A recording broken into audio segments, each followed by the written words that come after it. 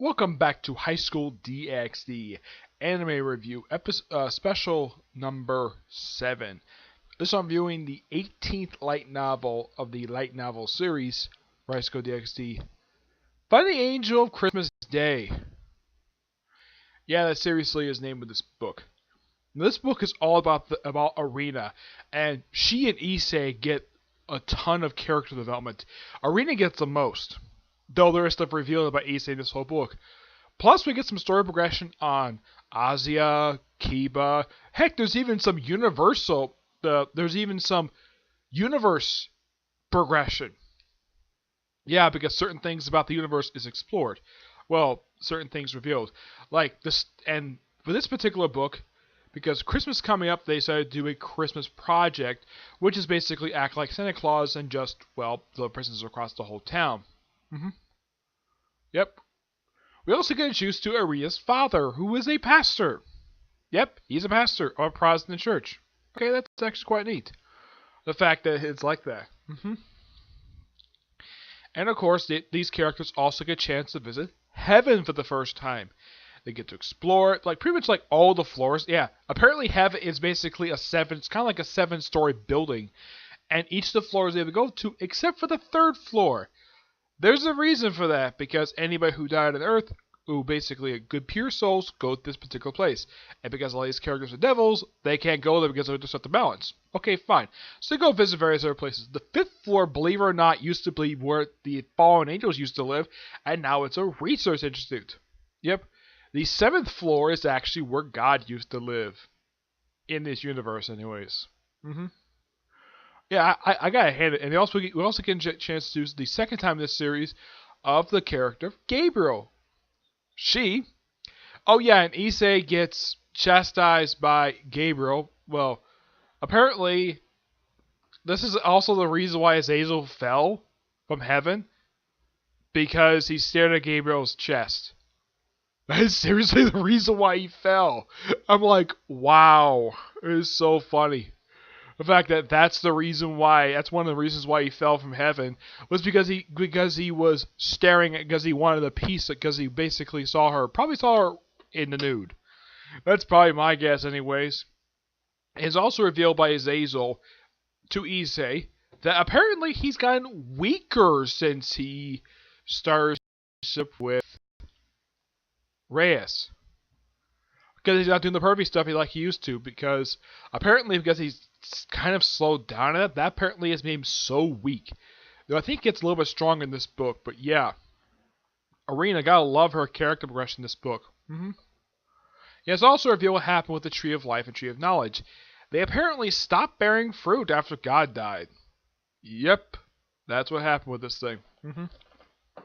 At one point in the book, heaven itself is attacked by the villains of the last book. Yeah. They call the Quintosh basically a bunch of evil dragons, and these things attack heaven. This is probably by far the most biggest attack in the entire series so far. And it takes up a good 2 chapters, which I gotta appreciate for that. And this book is also one of the more shorter books in the series. Only 129 pages, probably the shortest book I've seen so far. I don't remember exactly how long the first 10 books are. Yeah, but this book is kind of short. Yeah, but some of the chapters are really long too. Yep. And of course, the whole thing of Christmas is basically, yeah, it's a good thing I'm reviewing this now because Christmas is coming up, so why not? And of course, the whole thing with Zenobia running for class president, that's sort of a little bit progressed here. It's mentioned, but that's according to the afterword of the book, that's become the focus of book 19. Yep. Let's get focused on the next book. And after they defeat the villains, apparently also the former leader of the hero faction, Soso, that's what they call him in the anime, though in the book he's called Chocho. Chow, I think it's called. It's C-A-O, yeah, I'm calling him Soso. Yeah, he becomes like what he's supposed to be, a hero, and he fights alongside the actual main characters to defeat the evil dragons. Oh yeah, and apparently Ozzy has become famous with the dragons, because she tamed the evil dragons. Okay. Yep. And because, well, Reyes and Aniko are graduating, Reyes names a new president and vice president of the Occult Research Club. the new president is Azia, and the vice president is Kiba.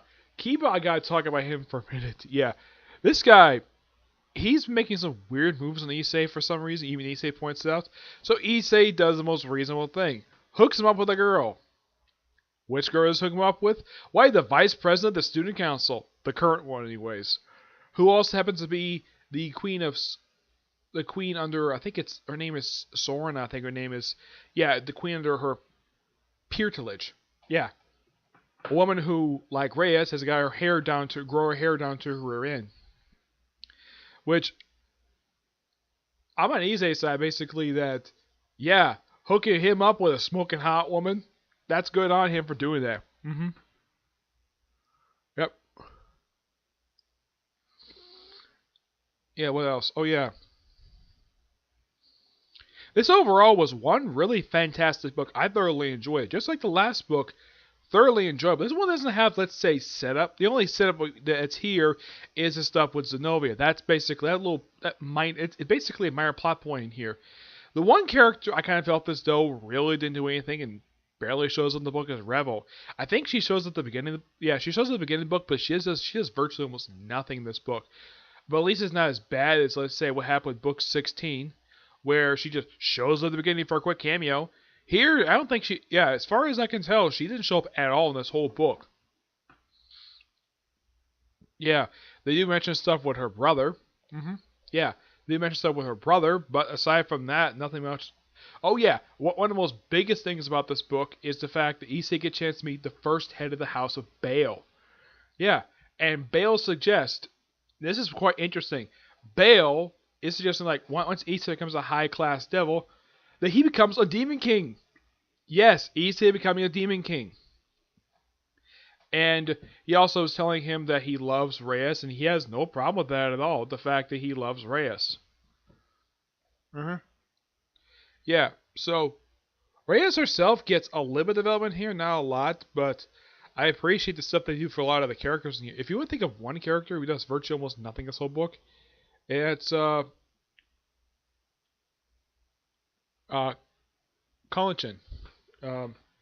Koniko. Yeah, she does virtually almost nothing. Nothing a big major no. She hasn't much of anything quite in last several books.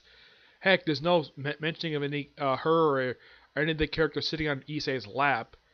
And there's also one point that was just really weird where he wants to attack and he's trapped by some kind of force field, while Azia is basically being bullied by the main villain in the book. Yeah, it's never thoroughly explained from what I can remember from the book. Yeah, this is during the Battle of Heaven, where Issei's taking on the guy who's in charge of the attack, and at one point he's bullying Azia, and he can't move for some reason. My guess is he must have some kind of force field holding him in place or something like that. And it's also mentioned he became devil in April, and Arita did during the summertime.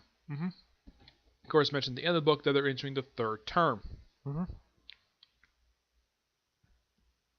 And of course, they're also worried that a devil might not be the student council president. And it's also mentioned that Sanja, who is the pawn of Sorona's basically peerage, he is hoping to become the vice president of the student council because he feels as though he's more worthy of that than being student council president. Okay, fine. Yeah, he doesn't physically show up in the book, but he only gets just that one offhand he gets mentioned, but he doesn't make a physical appearance like he did last book. Of course, they have a chapter focused on Christmas, chapter focused on Michael, the Archangel Michael's Joker. Yeah, whole chapter focused on him, which I thought was really nice. Yeah, some of the chapters of the book basically just titles, like Joker, Fake Hero, Boss X Boss. Yeah. This otherwise, though, was one fantastic book, and I'm going to give this book roughly a 9 out of 10. Fantastic book, 2 books in a row, and it's really good. I thoroughly enjoyed reading both books. Yeah, and I've checked the next book. It's apparently 10 pages longer than this book.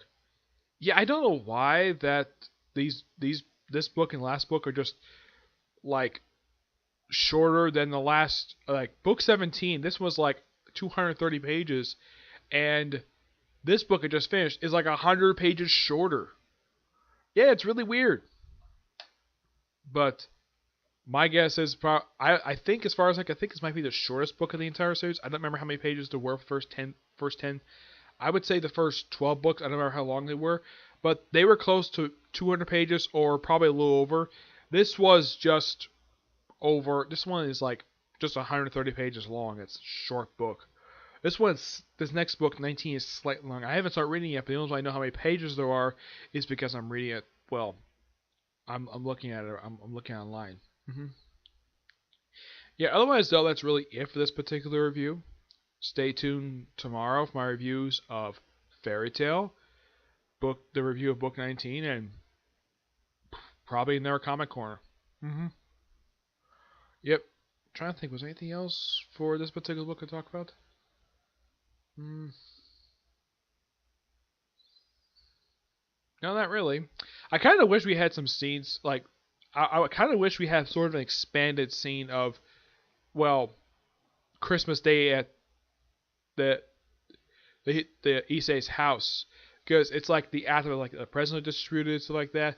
I kind of wish we had like a really cool scene of like seeing everybody's reactions to what they got, because if this book was after the anime, they probably would expand this instead of just having a quick little aftermath. They probably would add stuff to a thing, and I'm sure the people who had read this book previously would definitely appreciate that. And it's like a scene that sort of shows people's reactions to what they got for Christmas. Yep.